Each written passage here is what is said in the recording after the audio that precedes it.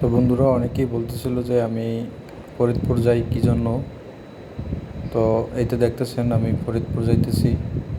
আর গাড়িতে বসলাম, কে যেন এসে কাঁধে হাত দিল, হাতেও কী জানি হয়েছে। আমি তো ভয় পেয়ে গেছিলাম, ব্যাপার না। তো পরে এই যে বাসে একদম ক্লান্ত অবস্থা, ফেস দেখি বুঝতেছেন যে কী অবস্থায় আছি। তো বাস চলতেছে চলতেছে, আর আমিও ক্লান্তি দূর করার জন্য এদিক সেদিক তাকাচ্ছি। তো দেখতেছেন ওই আবার কাদের উপর ঘুমাইতেছে। মানে আমি যেদিকে যাই ঝামেলা একটার পর একটা আসি। তো ব্যাপার না, এভাবেই চলতে হবে দিন। তো সমস্যা নেই।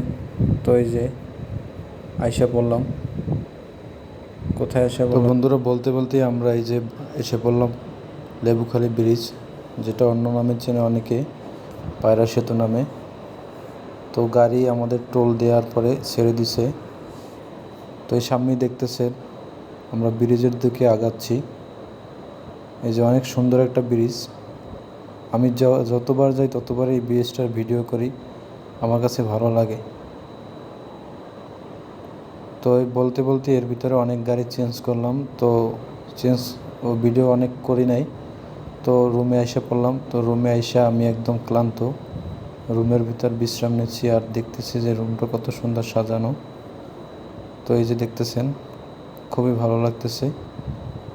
এসে বিশ্রাম নিলাম। তো আসছি মূলত আমাদের একটা প্রোগ্রামে। তো কী প্রোগ্রাম এটা দেখার জন্য পরবর্তী ভিডিওর জন্য অপেক্ষা করতে হবে। তো সবাই ভালো থাকবেন আর আমার সাথে থাকবেন। আল্লাহ হাফিজ।